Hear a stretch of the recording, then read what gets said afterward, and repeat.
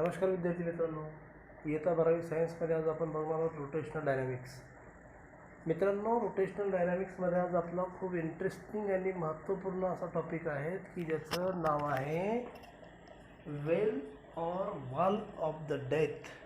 वेल और wall of the death यालाच आपण काय म्हणत असतो, मौत का कुवा. त्यांचा आवडता विषय फिजिक्स. यामध्ये आपण रोटेशनल डायनॅमिक्स स्टार्ट केलेला आहे. रोटेशनल डायनॅमिक्स पार्ट 7 आज बघणार आहोत. आज त्यामध्ये आपण बघणार आहोत वेल और वॉल ऑफ डेथ, म्हणजेच याला म्हणतात मौत का कुवा. हो मित्रांनो, तोच मौत का कुवा की ज्याच्याबद्दल आपल्याला खूप उत्सुकता असते. एखाद्या यात्रेमध्ये आपण जर गेलो तर यात्रेमध्ये गेल्याच्यानंतर आपल्याला सगळ्यात इंटरेस्टिंग जो पार्ट वाटतो तोच मौत का कुवा. त्या मौत का कुवामध्ये आपल्याला जर बघायचं झालं त्याच्यामध्ये तर फिजिक्स कुठं आढळते त्याच्यात, तर मित्रांनो सगळ्यात इंटरेस्टिंग आहेत की तिथे फिजिक्स कुठं आढळणार आपल्याला, तर त्यालाच म्हणतात वेल और वॉल ऑफ डेथ, म्हणजेच मौत का कुवा. बघा, मौत का कुवा कसा असतो, हा एक सिलेंड्रिकल, आपण म्हणू त्याला व्हर्टिकल सिलेंडर. आलं लक्षात, vertical cylinder wall of the radius small R. आपण कन्सिडर करू की त्याच्यामध्ये त्याचे रेडियस किती आहेत, स्मॉल आर एवढी त्याची रेडियस आहेत. Inside which a vehicle is driven in the horizontal circle. आणि या हॉरिझॉन्टल सर्कलमध्ये जेव्हा एखादा मोटर रायडर फिरत असतो तेव्हा आपल्याला त्याच्यामध्ये कुतूहल निर्माण होतं, बरोबर आहेत.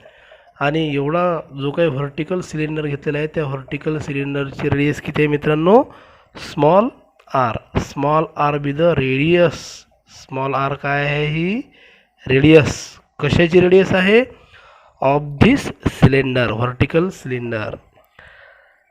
This can be seen while the performing stunt. आणि शंटमध्ये आपल्याला ती पाहायला भेटते. आता या फिगरमध्ये आपण बघत आहोत the forces is acting on the vehicle. जेव्हा एखादा जो पार्टिकल्स आहेत, एखादा पार्टिकल म्हणण्यापेक्षा रायडर म्हणूयात आपण याच्यामध्ये मौत का कुव्यामध्ये. If the rider is revolving in the well of the death, then the different types of the forces is acting on it. त्याच्यावर बऱ्याच प्रकारचे फोर्सेस ॲक्ट होत असतात. नंबर 1ला जर विचार केला आपण तर पहिला फोर्स आहे तो normal, and is normal N. Fan consider करू आपण की इथे तो मोटर रायडर आलेला आहे. देन द डिफरंट पोझिशनलाच राहत होतो, तर इथे आपण एक पॉईंट कन्सिडर करूयात की या पॉईंटवर जर मोटर रायडर जर आलात, then capital N it is the normal reaction, and this normal reaction is always acting on the rider horizontally toward the center of the circle. Now C be the center of the circle. आलं लक्षात मित्रांनो. Number 1ला काय सांगत आहोत आपण, when the motor rider is revolving in the horizontal circle, then the normal reaction or the normal reaction force is acting on the rider and it is directed toward the center.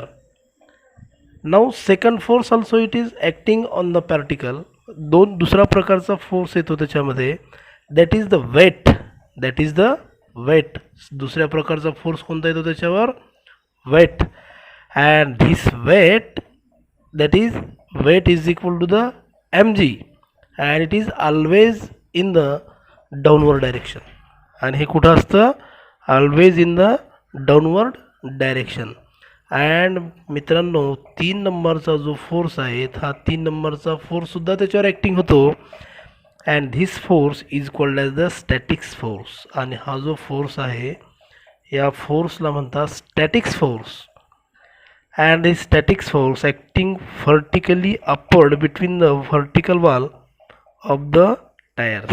म्हणजे जो motor riders असा फिरत असतो तेव्हा त्या व्हेकलच्या टायरवर force येतो, and it is always in the vertical direction, बरोबर आहेत, means of the upward direction. It is the static friction because it has the to prevent the downward slipping. आणि हा फोर्स कशासाठी येतो त्याच्यावर, की वाहन जे आहेत, वाहन फिरत असताना त्याच्यावर कुठल्याही प्रकारचा फोर्स येऊ नयेत आणि वाहन खाली जाऊ नयेत याच्यासाठी त्याच्यावर फोर्सेस येत असतात. आणि हे फोर्स जोपर्यंत येणार नाही तोपर्यंत तो पार्टिकल खाली म्हणजे खाली पडणार नाही. जर फोर्स जर गेला तर तो खाली पडेल in the downward direction.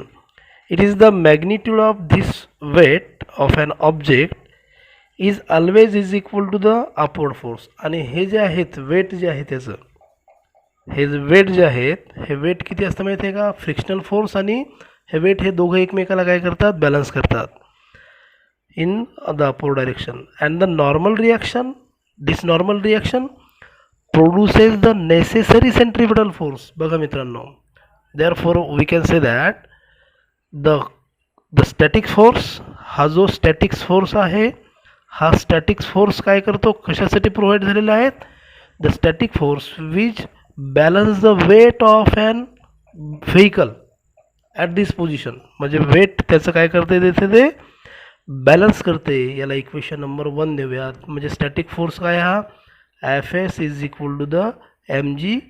Consider equation number 1. Similarly this normal reaction, the normal reaction which is in the horizontal direction and toward the center means the normal reaction. Second, this normal reaction याचं काम काय आहे, मग normal रिॲक्शनचं काम असं आहे which balance the or which produces the necessary centripetal force. necessary centripetal force. आणि आपल्याला माहित आहे centripetal force means the force which is always directed toward the center of the circle. always directed toward the center of the circle म्हणजे असा force की जो त्या ऑब्जेक्टला सेंटरकडे घेऊन जात असतो. अँड का पाहिजे centripetal force, for the circular motion. जर सेंट्रिपिटल फोर्स जर नसेल then our vehicle is directed away from the centre. कुठे ते जाईल ते, तसं आहे का, नाहीत. आपलं मोटर याच्यामध्ये मोदका कुवामध्ये बघितलं तर मोटरसायकलिस्ट जेव्हा सर्क्युलर ऑर्बिटमध्ये रोटेशन घेतो तेव्हा आपल्याला इंटरेस्ट प्रोड्यूस होतो, बरोबर आहेत. आणि मग काय होईल इथे, the necessary centripetal force, this normal reaction produces the necessary central force. आपल्याला माहीत आहेत नेसेसरी सेंट्रिपिटल फोर्स आपण काढलेले आहेत mr². किंवा आपण अशा पद्धतीनं सुद्धा लिहिलेलं आहेत की normal reaction n is equal to the mv² divided by the r. Equation number देऊ आपण याला second. Equation number second.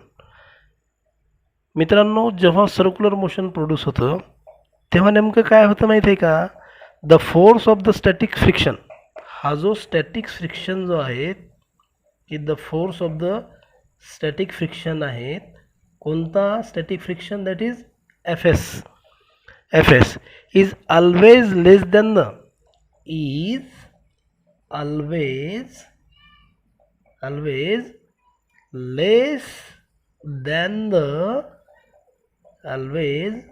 less than the quantity μs into the n.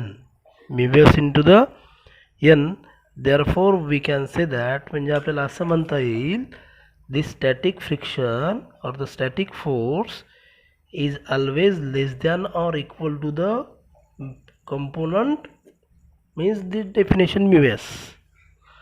Therefore we can say that from the equation number 1, this static friction is always is equal to the mg, okay, is less than the mu into the s into the n, okay.